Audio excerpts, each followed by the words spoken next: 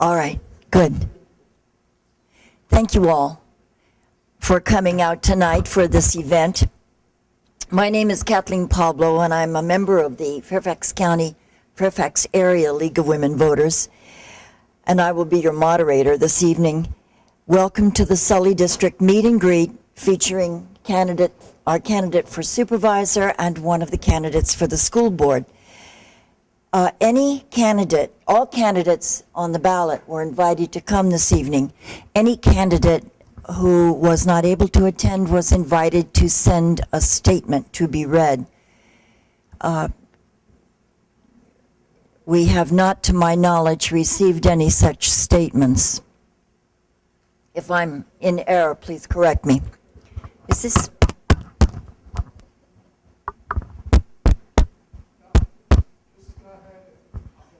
All right, I'll use my teacher voice. Does that work? And if that doesn't work, I'll use my principal voice. And I could reach down 2 hallways with that.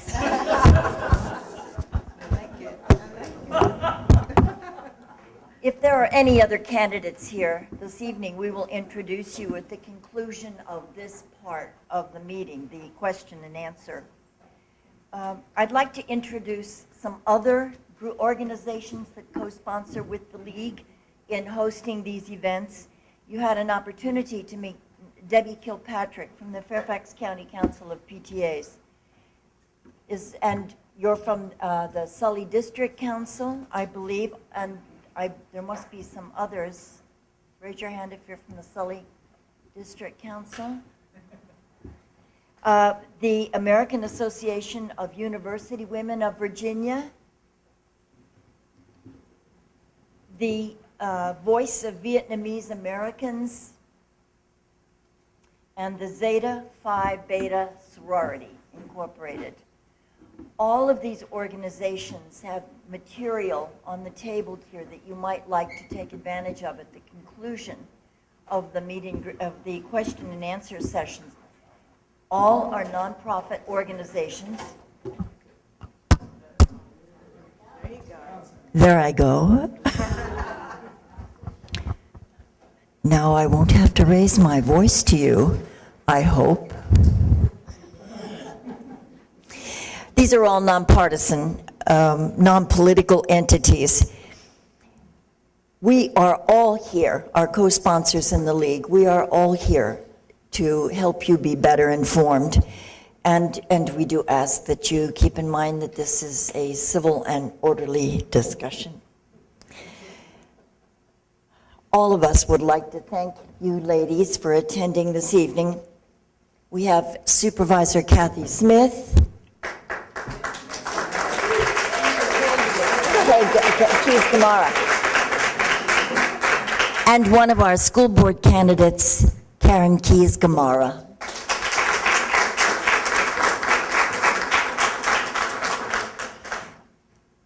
I would like to give special thanks to Mr. Ben Zuhl from the Fairfax County Public Access television station. Those gentlemen have come to every single one of these meet and greets across the country. They're not that good. Across the county. And they do this as volunteers, as an indication of their civic spirit and the station's determination to play a role in the civic life of the community. This recording will be uploaded, we hope, to YouTube in a couple of days, and a link to that site will be available on all of our co-sponsors' websites.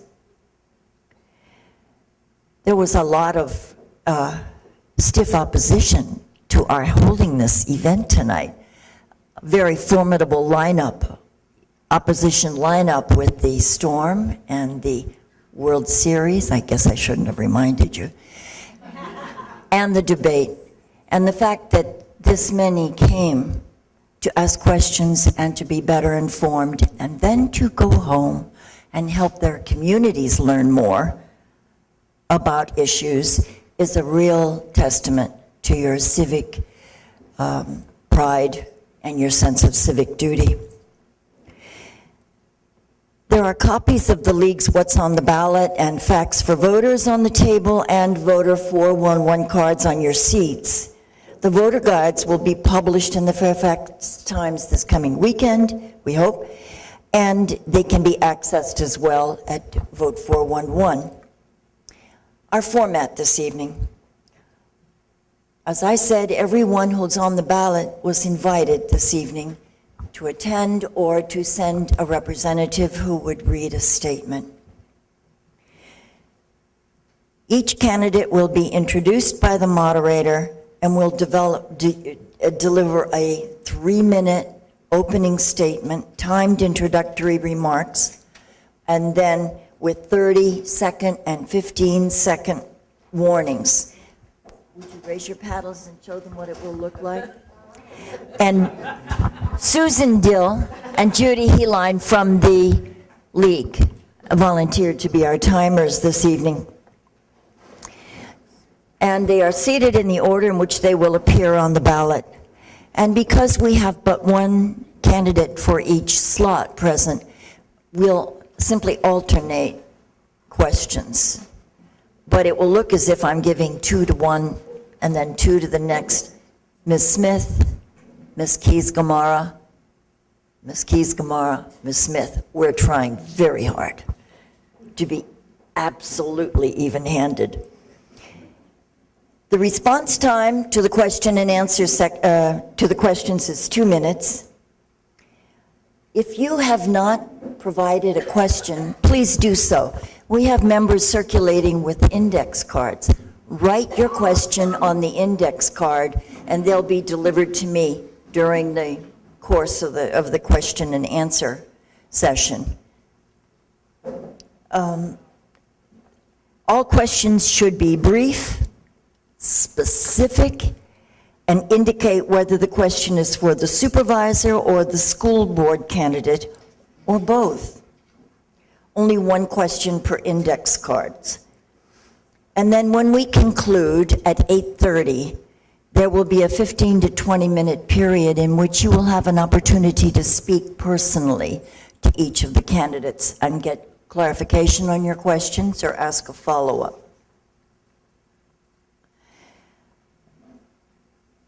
We will, as I say, end at 8:30, and at that point we'll take just a short break so that the tape can be changed in the videography. Yes. And we'll use that time to introduce any other candidates who are here. If you are a candidate for another office or in another district, please let Sydney Johnson know so that we can properly introduce you. Let us begin. And would you like to, Ms. Smith, begin with your 3-minute introductory statement? Sure, so this is just going to work. Good evening. I want to thank the League of Women Voters for putting this together and for letting us know months ago that this event was going to be on our agendas. I put this on my calendar months ago so I could be here because there haven't been that many opportunities to get out and talk with the community, and I think it's really vital. That person-to-person contact to answer questions and to meet people helps us be better leaders and help the community. So what led me to do this? I've been your school board representative since 2002. This is a great place to live. My husband and I raised our 4 kids here. We have a great school system, but I've also seen the changes in the community. Our population is changing, our demographics are changing, we have had the issues with sequestration, and I really reflected on the skill set I've gained as your school board member. I have experience with a $2.6 billion budget. I have experience making those tough decisions when you have to decide which programs you can continue to afford to provide and where you need to make cuts and make changes. And I think that experience is vital to move us forward through these tough decisions. As we're a changing community, as we're aging, we have to make decisions to make this a vibrant place to live. And I want to be part of that decision making. Sorry, checking my notes. We also need to ensure that our schools are strong because that's why businesses and people move here, because of the strong school system. But part of living here and having a great place to live is working on our transportation, going door to door, talking to people. That's probably the number one issue that comes up. So we have money that comes from the state to do some transportation issues. We have to be aware of what we do when we can improve intersections. I live off of Stringfellow Road. Quality of life got so much better when that road was widened. Now we can go get pizza on Friday night that we love to do. And so those quality of life issues. And also as our community ages, what services are we providing for seniors so they can continue to live here? I have 4 young adult children. It's hard for them to afford to live here. What are we going to do about affordable housing for young professionals? Having a situation where our firefighters, our police, our teachers can live in our community. There's lots of quality of life issues that we need to deal with. And I want to work with the community to come up to our decision making to ensure we keep a vibrant place to live.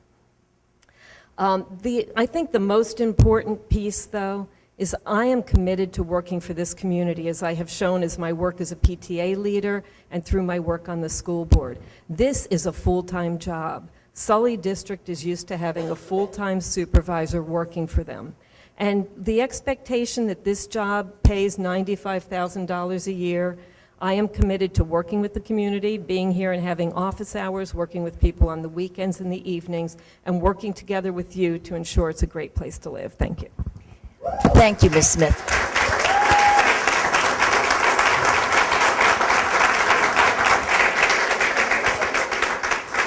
Thank you. When we get to the questions and answers, in order to pack maximum questions into the time we have, would you refrain from applause until the end? Good evening. I'd like to thank everyone for coming on this day, that it's a great day for ducks. And especially the League of Women Voters for arranging this opportunity to share our views and get to know the candidates a little bit better. My name is Karen Keys-Gamara, and I'm obviously running for the school board in the Sully District. And I have been endorsed by both teachers' unions as well as the Washington Post, and I am here to shamelessly beg for your vote. I am a mother, I have 3 children, and I am also an attorney. My husband and I, Antoine, seated in the front row, we've been married for 25 years, and we have 3 amazing boys. I'm just a little biased, maybe. My oldest son, Jonathan, has graduated from Fairfax County Public Schools and is attending college in the local area. My middle son, James, is attending West Point, and my youngest son, Jordan, is a junior in high school, and wanted to make sure I did not say the name of that school, but it is Fairfax County Public Schools. So my work, since I came to Fairfax County back in 1990, I've done a lot of volunteer work. I've worked with a number of organizations, including the NAACP, CASA, which is a court-appointed special advocates. And all of as I look back, hindsight is 20/20, and I realize that I've pretty much always been focused on improving the lives of children and families. Currently, I work as an attorney who is appointed as a guardian ad litem, which basically means that the court appoints me to protect the best interests of children, which gives me what I consider to be a privilege to work with a number of members in the community to work on solutions for children. And I also get to interface with a number of families and work and to help the lives of children. So, for example, just a few years ago, I met a 6-year-old who was having some difficulty because a teacher noticed that she had missed 30 days of school and it was only November. I was appointed as a guardian ad litem, and I discovered that she and her younger sibling were trying to take care of their terminally ill mother. I was able to come together with members in the community, as well, teachers, principals, social workers, psychologists, special education professionals, to develop a solution for this family. And eventually she was adopted after her mother passed away. Solutions is what I work for. And I have come to believe in the 150 children that I have represented that education is key to their success, because even if they deal with trauma and difficulty, if you can get them on the path of good education, you've gone a long way to giving them a good foundation. I work collaboratively with a lot of folks in our community. I'd like to take those skills to the school board, and I ask for your support. Thank you.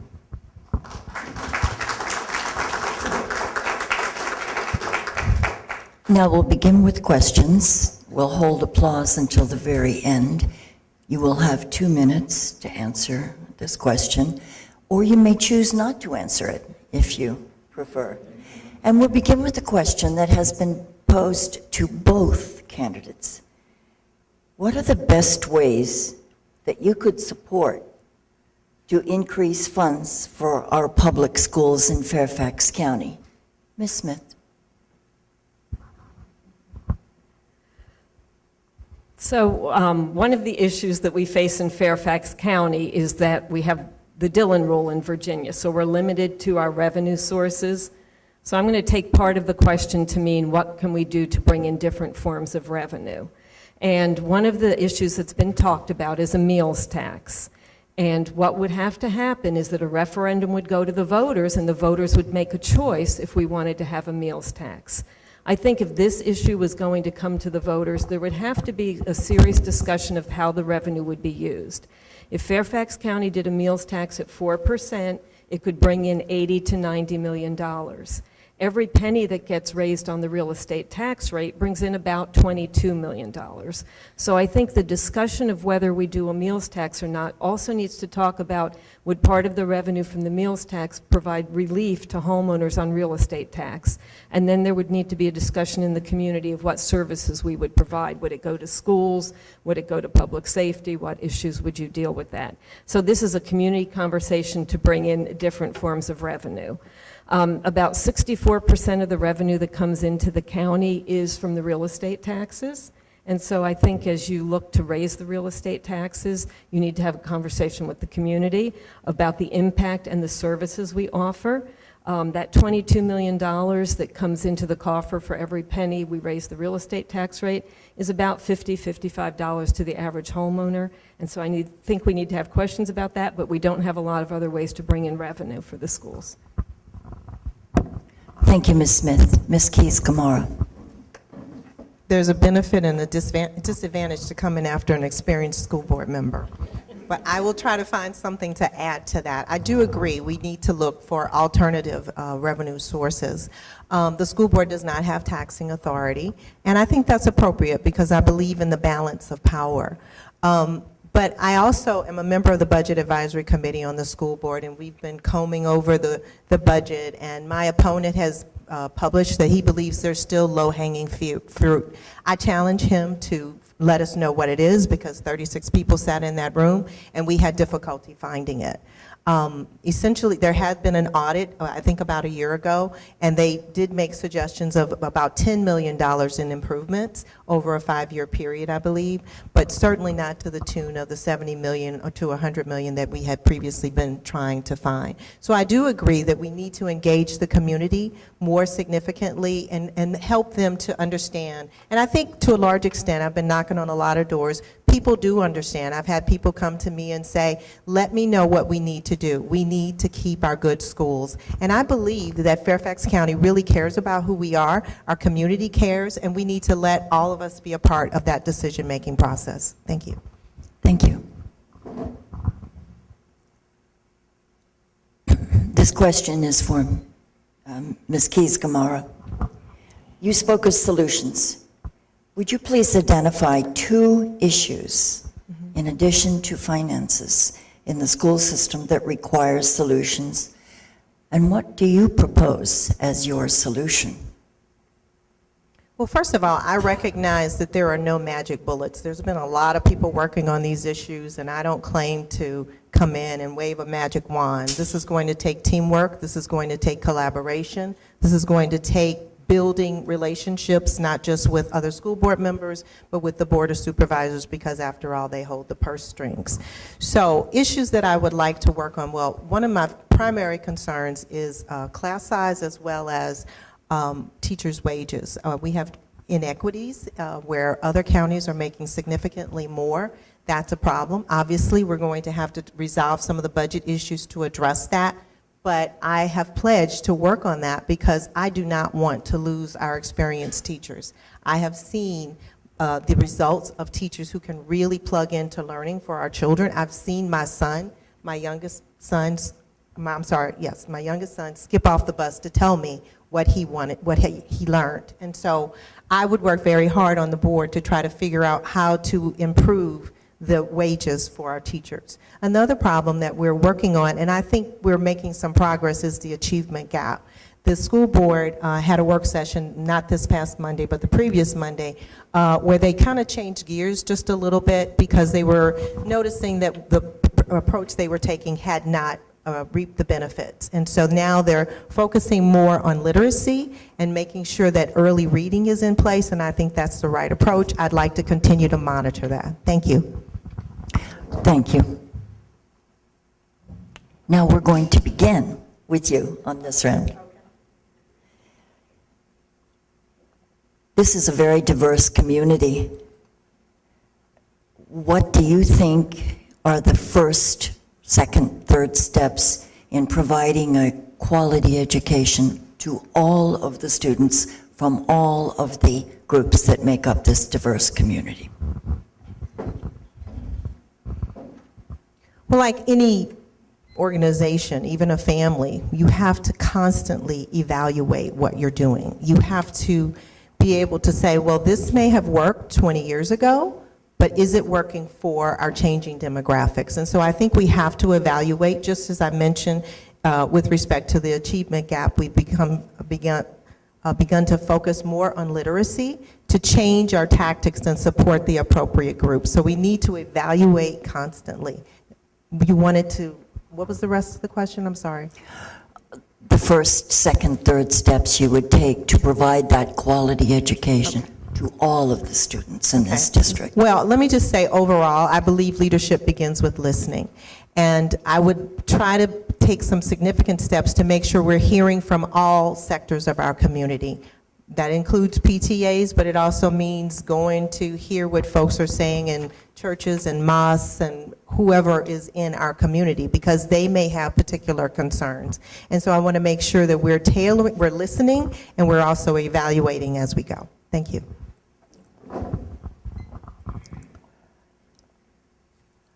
Ms. Smith, do you anticipate any effect on local streets this side of 66 as a result of the plans for tolling?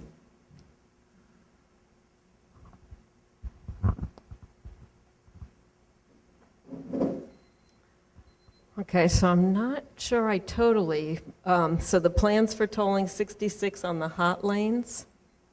Apparently. Okay, so, Any effect on local streets this side of 66 so if plans for tolling proceed? okay. The plans for 66 outside of the Beltway would add HOV lanes, but there would still be 3 lanes for traffic that don't get tolled. So people would still have the same opportunities that they have now to travel on 66. So I don't imagine that that would change the routes that people take here. The discussion of 66 inside the Beltway, I do believe that 66 inside the Beltway needs to be expanded. And, you know, there will be effect on people whether they use the roads. Right now, they're not allowed to if they're one person in a car, so they can't use 66. So there's definitely effect there, but people still have the option outside of the Beltway to use 66. Thank you. And number 3? Question, third question. If you could have your way and have one item excluded from the Fairfax County budget, what would it be? I should have said no gotcha questions. Wow. How do you answer that question? Because you know what? One of the things I learned being a school board member, there is a constituency for all the programs you offer. And so a program that I might think we shouldn't offer anymore, there could be a constituency for. And I think that's part of leadership. Not for me to say we're going to get rid of this program, but to work with the community. So we have strong libraries, we have strong parks, we want to have a strong police force. So to say, okay, here's a program I've targeted and want to get rid of, I don't think that's responsible for me to make that decision. Thank you. Yes. Yes. Okay. Sorry. for the delay, Ms. Keys-Gamarra. This could have been a question for both because I just received, what's the first thing you'll cut should you be elected from the school board budget? Please don't say salaries. I'm reading. I'm going to respectfully dodge that question. I am a member of the Budget Advisory Committee, and my priority has been to protect resources for the classroom, and that includes salaries. That includes protecting the things that our teachers need to do their jobs every day. And I honestly cannot remember at this point some of the things that have come across from that committee that we want to cut. You just kind of gingerly try to make sure you impact as few people as possible to try to make sure that our schools continue to offer the excellent education that they do presently and even improve. Thank you. Your second question. If Fairfax County proposes seriously a meals tax, will the entire underlined community support it? Should they? Will they? I haven't seen Fairfax County or any group completely agree. That's called heaven. No.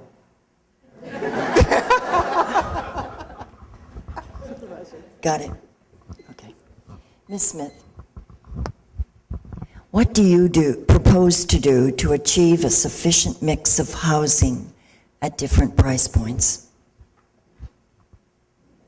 I think it takes a combination of the supervisors working with the businesses, with developers to provide affordable housing. Right now, there's a project that the supervisors are doing on their property with a private builder building units. They're going to be affordable apartments that firemen, police, teachers will be able to rent. I also think it's part of the process with the land use issues when you have developers coming forward that a certain percentage of their units would be affordable units when they do developments. And I think we need to look at spreading those things out across our communities. I've seen the impact when you have too many affordable units in certain areas of the community. And when we talk about affordable units, we're just not talking about people with the lowest wages. We're talking about affordable housing for young professionals, kids just out of college, new families. So it's a combination of units like that. Thank you. Your next question, beginning of the next round. Would you please comment on your relationship with the Sully District community organizations that advocate and support minority student achievement? So this is very dear to my heart. I was involved with the PTAs.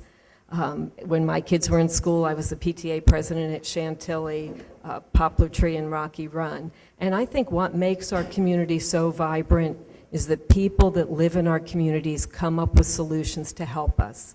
And there was a group that started in the Chantilly area by Shirley Nelson called Chantilly Pyramid Minority Student Achievement Committee. And these parents got together and worked together with the leadership in our schools to meet the needs of kids that were struggling with their education, but also then to reward the kids that are successful. And it is a great program, and it shows the power of why this is such a great place to live, because the community members work together with the school system in this area to help kids grow, to help them learn, and then to reward their achievements. And, you know, with other areas in our community, this is what makes it so strong. Working with the youth sports groups. They provide fields, they help provide resources, they really work, they help keep the fields at our schools in good shape. People that have passions for horses, they work together to provide trails. This is why Fairfax County is such a great place to live. And I have that experience working with these community groups, and I really value that. Thank you. Thank you.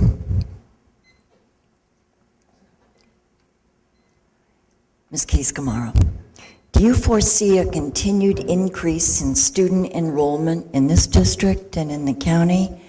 Or does it appear that it will be leveling off? Would this affect future money and facility needs, such as building of permanent classrooms? I have looked at some of the numbers, and there does appear to be a change in the number of students coming into our system. And when we plan for our capital improvements, we tend to do it in a 5-year block. And so that, I think, is a good plan that Fairfax County Public Schools have implemented, because they can look at those changing demographics and the number of children coming in and adjust their plan accordingly. Thank you. And if I may ask, there's always talk about how much money in the school budget goes to administration, central office personnel, and so forth. What are your thoughts on this?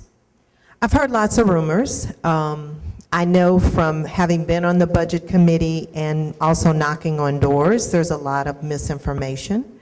I don't have a number in my head as to how much that is, but let's just say the rumors and the facts don't appear to match. Thank you. Ms. Smith. Please explain if you intend to support direct revenue strategies to close the operational budget gap, principally for Fairfax County Public Schools, including a property tax increase in addition to the meals tax that you've already addressed. Could you just read it once more? I wasn't sure the Sure. beginning of it. Do you support direct revenue strategies to close the operational budget gap for Fairfax County Public Schools, such as a property tax increase? You've already indicated support for the meals tax, which was the other half of the question. You know, and I feel disappointed for the crowd here, because you came here to hear a comparison between my opponent and myself, to hear our viewpoints of what we think about these issues. So I want to apologize that you're not getting that opportunity to hear the difference between us. It is so easy to stand here and just say, we're going to find efficiencies, we're going to cut the budget, and everything's going to be great, and we're going to fund what you want to have. You know, it was very interesting. I have here Mary Kim from The Connection wrote an editorial about schools funding. JLARC, the Joint Legislative, I always forget the order of the letters, Joint Legislative Audit Review Committee did a report on school funding. And she references that in her editorial. And I want to read something she wrote in this editorial. Effective leaders in Northern Virginia will have to lead the way to funding effective school systems in a challenging economic environment.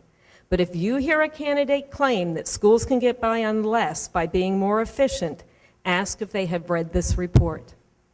We are past simple solutions for the services we want to provide in this community. And the answer might be that we have to raise the real estate tax rate.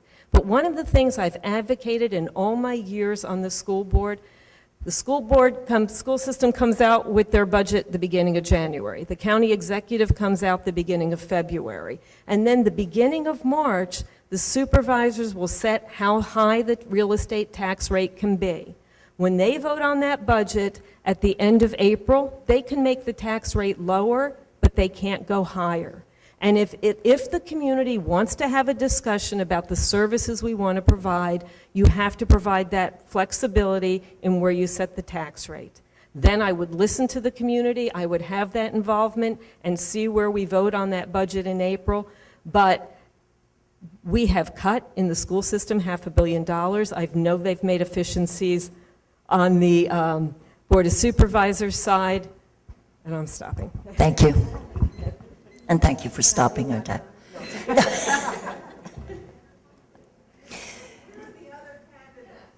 As I said at the beginning, we did very truly invite all candidates who are appearing on the ballot. Some chose not to appear or were unable because of calendar problems, but all were then invited, if they could not be present, to send a statement that could be read by a representative. Does that? Yes. Why can't she extend a little bit more? She's going in here. I'm not asking for like 40 minutes, but let's say maybe another 20 or 30 seconds could help everyone in channel. Especially if they came or people didn't show, whatever reason, family, I don't care. But if people did show up and they can expand a little bit more, inform citizens to vote. Let me pose the question to our supervisor. The question was, given the fact that we have but 2 candidates, could... You're asking whether or not we would hold off if they would come later? No. Miss Smith was kind enough to scrupulously stop expressing herself when the stop sign went up. Additional questions. We're occupied.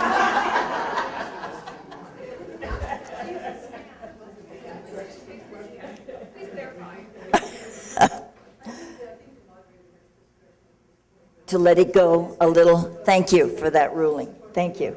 All right. You've got an hour and 20 minutes to answer this one. That's what you get for making trouble. Now that I read the question, I think you need that time. How does a supervisor balance transportation needs of commuters with quality of life needs of residents whose residential streets are impacted? See what I mean? Yeah. I think those are part of the decisions we make when we plan developments, when there's changes to the comprehensive plan. There really needs to be a good look on what the impact is in communities. And part of that is having the plans in place, whether it's from developer proffers to improve intersections, to keep traffic flowing. It's very hard on a community if you have cut-through traffic, so that's part of the comprehensive plan and looking what you're doing with that. It's also the advocacy at the state level. VDOT has responsibility for a lot of our roads. We've seen great improvements along 28. Starting to the north, it's easier to travel it. You get to Route 50 and there's problems.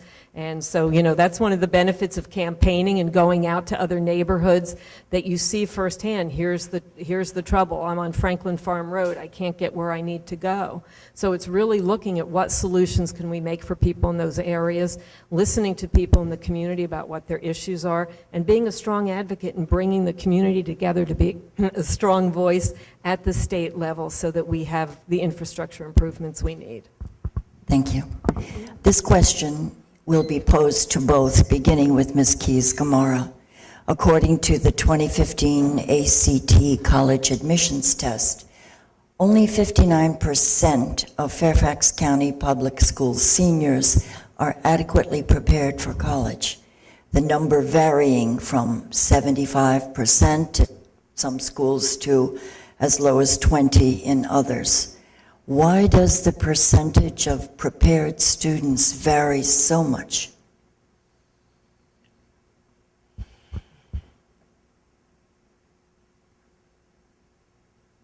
The fact of the matter is we don't know. And I can't pretend that I know. I think that we are constantly looking at why we have certain impacts in one community and not in another. Obviously, you may have some students that have more advantages and their parents can afford to prepare them and that sort of thing. But my hope is that we can really look at what we're able to do in every community to equalize that and to be able to provide quality education to every child. Thank you. Ms. Smith, same question. Would you like me to read it again? Sure. Only 59% of our seniors in the county are adequately prepared for college, with the number prepared varying from 75% to 20%. In the interest of clarity, I should say that Thomas Jefferson is not in that metric. They have 99% of their students prepared. Why does it vary from 75% to 20%? Why is there so much variation? So we're talking about one test, the ACT, that students take. And I think one of the real values and benefits I've seen over time, you used to have a situation only a few kids would take these tests. But really, we encourage lots of kids to take these tests, and that's one indicator of a student's ability to do stuff. I have 4 kids on standardized tests. They all perform differently. My boys were better at the SAT than my daughter. My daughter had better grades than the boys. Don't tell them I talked about them in public. And so those standardized tests are one indicator of what a student is able to do. A lot of our colleges aren't even using those tests as indicators anymore. You know, we work hard to prepare kids for the future. We can always work to do better. I know the experience of my kids when they went to colleges. They felt they were very well prepared compared to students from other areas. So, you know, I worry about using one indicator and saying, okay, people totally aren't prepared, and I think we have to be careful using statistics like that. This question is addressed to both candidates as well. Ms. Smith, what are your positions on the bond issues that will be on next month's ballot? I definitely support the school bond. I think it's an important way that we support building our schools, renovating our schools. The school system is behind on our renovations. Our policy says we will renovate a school after 25 years. We're getting up to the 35-year or sometimes more before schools get renovated, and that is definitely an issue. And because Fairfax County is very careful with their AAA bond rating and the percentage of their debt limits, that we have a very low rate on our bonds, and you'll find that that will not affect your tax rate. So it's a good way to provide services. Thank you. Ms. Keys-Gamarra? I agree with her. We always need to continue to improve our buildings, and we have fallen behind in our schedule, so we certainly need to address that. I believe there's also another referendum regarding the police safety. So I honestly haven't studied that as much as I have school issues. So I would say that I need to look at that a little bit more. Thank you. This question is for both as well, so I'll start with you. All righty, you can certainly sit to answer. This questioner would appreciate a short statement from both of you about your vision for Sully District 20, 25 years down the road. What do you see coming? What do you think needs to be prepared for? I have to go first? No. Yes. Well, obviously, our demographics are changing, and my vision for Fairfax County is that we lead the nation in being able to provide, first of all, recognize what that means, but also improving in the achievement gap, closing that gap, studying how to make sure that every child can take advantage of our excellent education. I expect that we will continue to have children leave our schools and to compete in the world market excellently. And I expect that we will be a rainbow of people doing that. And I think that they will proudly represent Fairfax County. Thank you. Ms. Smith? I think that's one of the exciting things about coming into this job and ensuring that we look to the future.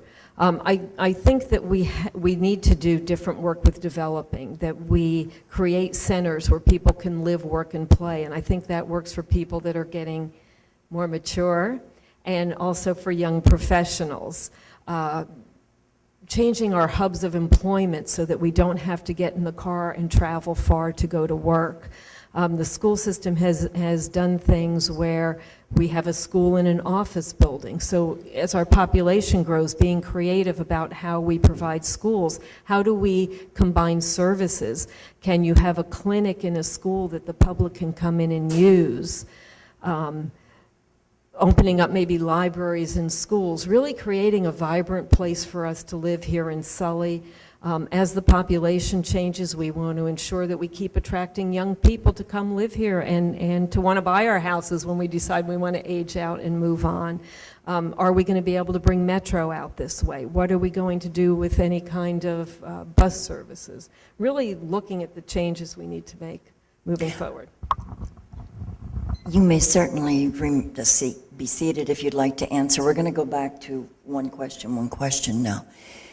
Ms. Smith, Given that Senators Kane and Warner joined in voting against considering Senate Bill 2146, a bill that would have punished sanctuary cities, is the time ripe for Fairfax County to declare itself a sanctuary county, joining 18 large cities in refusing to help in the enforcement of federal immigration laws?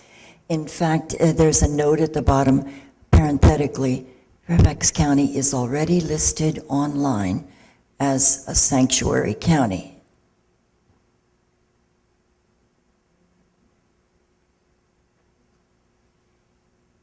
So, you know, it is a federal issue. I know from the school system, we educate every student that comes here. We want to ensure that we have a vibrant, safe community. I need to applaud Michael Fry for creating the Labor Center in Sully District. You know, we respect the people that live here. If somebody breaks a law, then we deal with that. But, you know, I support us keeping a strong, vibrant place where we respect the people that live here. Thank you. There has been a lot of talk about cutting extracurricular programs, academy programs, voc ed programs. What is being done to protect this aspect of education? Well, as a member of the Budget Advisory Committee, I can tell you we had a lot of discussion about that. And we realized, I think, I can't speak for everybody else, but what I gleaned from that is that education needs to be a broad spectrum of experiences. And we can't eliminate music or art any more than we can English or history, because each of these programs nurture the talent in a child who is still discovering what they can do. And I, for one, want to make sure that if we have the next Maya Angelou or Robert Frost amongst our students, that we provide them with the tools to become who they are. And so I will do everything I can to make sure that those types of experiences remain available. Thank you. And to follow up, what are your plans for maintaining and improving the career technical education offerings across the county in all bold high schools? Mm-hmm. Also, the prep courses in middle schools. Information technology is a part of this, but this questioner is particularly looking at the skills we need in the workforce for our total community: auto mechanics, HVAC techs, construction, electricians, bricklayers, et cetera, et cetera. One component of this is the FATE program, Foundation for Applied Education Incorporated, but more is needed, as not all of our students, as we just said, are going to college. Okay, so can we summarize? Can I see that? Sure. That was a lot of question.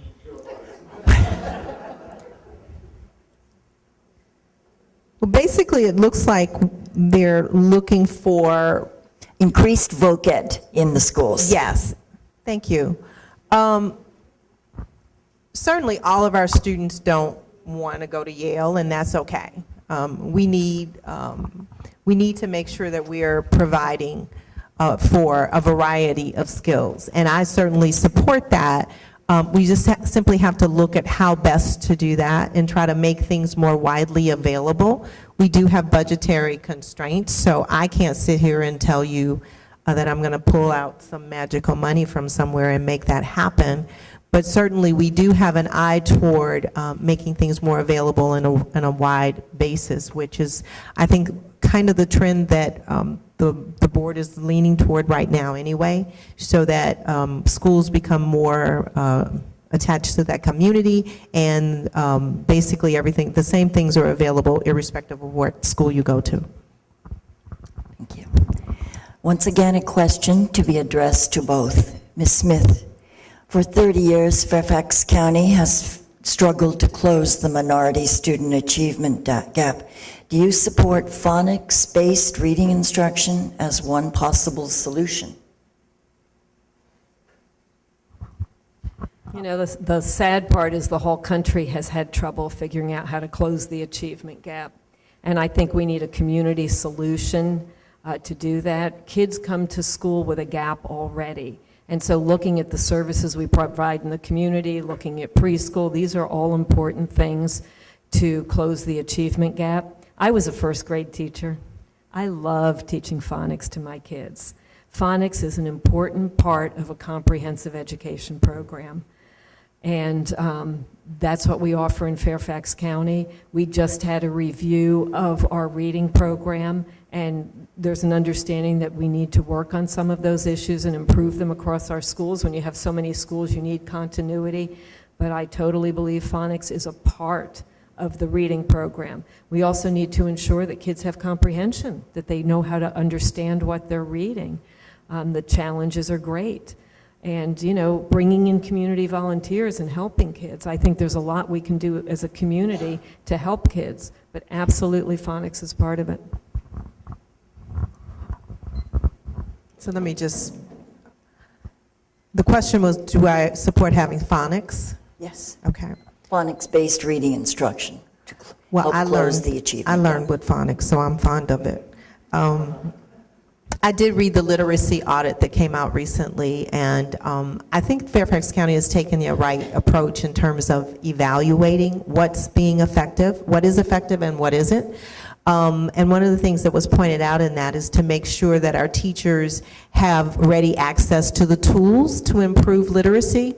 Phonics is one of the things that's available, but I think we need to have a number of things in our toolbox to make sure that our teachers have that access. I'd like to also utilize more experienced teachers to support younger teachers to say, hey, this is what worked, and mentoring and that sort of thing. But I love phonics. I did too. Another question for you now. Should Virginia adopt Common Core? And please include in your answer, for those who may not have children in school, what you consider to be Common Core. The short answer is no. The Common Core basically provides standards, generalized standards, and our standards in Virginia are actually higher than the Common Core, and I think that's as it should be. We need to listen to our teachers and our educators as to what's appropriate for our schools, and I don't think we need to adopt something that was a fad at one point, but we're already above that. So the answer is no.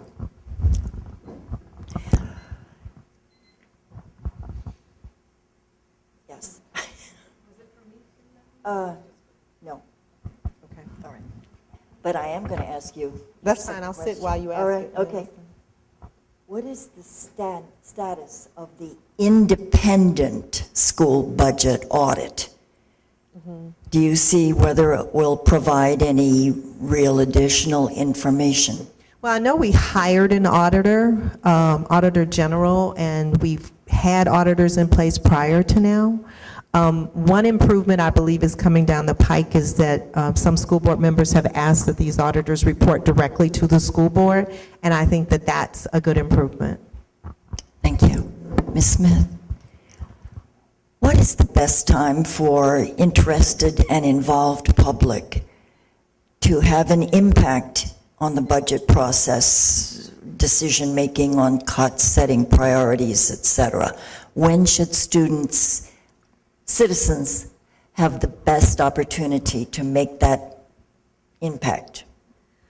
So those of us that are elected officials know the budget process never ends. Once you stop, you start again, you have your budget forecast. So really, to be educated, you should kind of follow it the whole time and see what's going on. There's definitely decision points in the process. One of the things that the Board of Supervisors will be doing, and they did this last, I think, in fiscal year 10, is what they call the LOBs, a Lines of Business Review. And that process will start in January. They'll look at each of their lines of business, review that, get details about it, and there will be chance for the community to weigh in. And that process will take over a year to go through, but there will be time for the community to get involved. There will be community meetings. I think that's important. The school board has been looking at budget issues, have the budget task force. We've had community meetings on the budget. As your school board representative, I think my community meeting on the budget is November 17. but information will come out about that because we need feedback for the community. So it is a constant process, but there are definitely different information points. I talked before about March 1st, where the Board of Supervisors are going to set how high the real estate tax rate could be. Not too many citizens get involved and provide feedback about that. So there are these important decision points. There's a ton of information on the website for the schools and the county. Follow it and get involved and ask. Ask what can I say and what can I do? Because the budgets in our community need to reflect the priorities of our citizens. Thank you. Okay.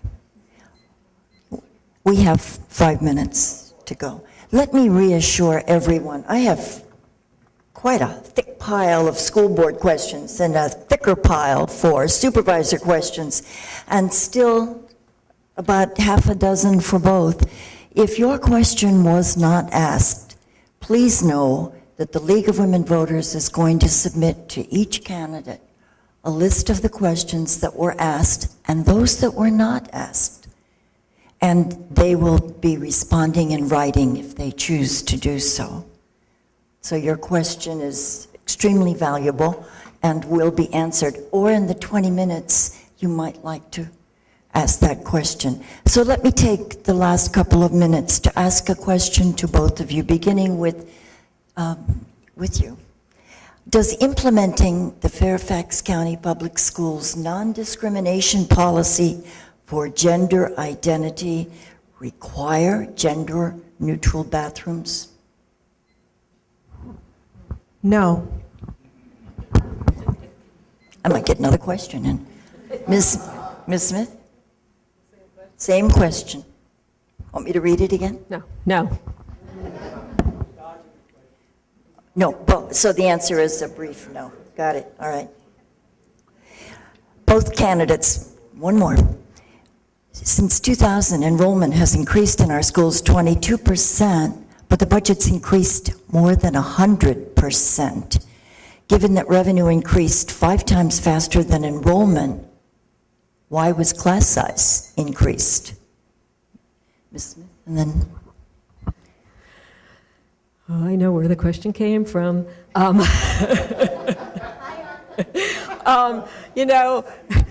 It's so easy to try to compare numbers over time and think there's connections between them. But the school system's changed, what we've offered has changed, our demographics have changed, the programs have changed. So it's not a direct correlation between what we offer and comparing the budget increases that way.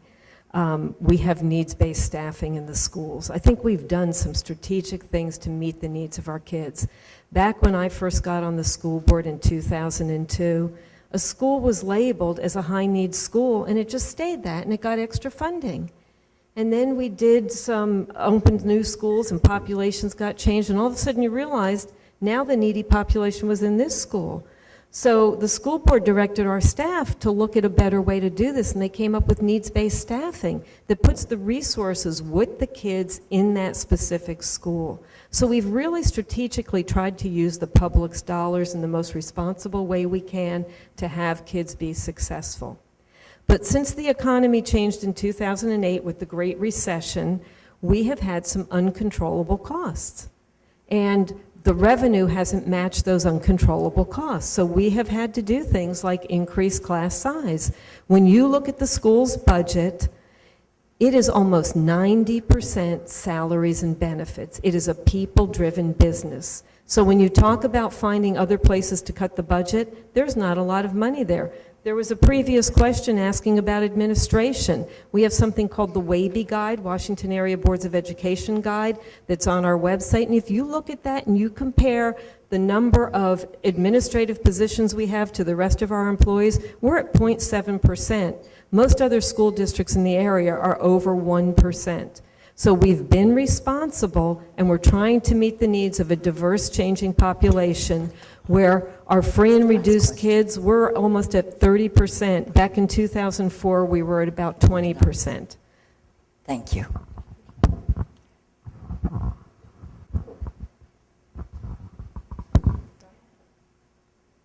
His tape has run out. then we're going to give you an opportunity to answer that question. Well, I honestly have to say, everything I was thinking about was said by Kathy. Well said. Well said.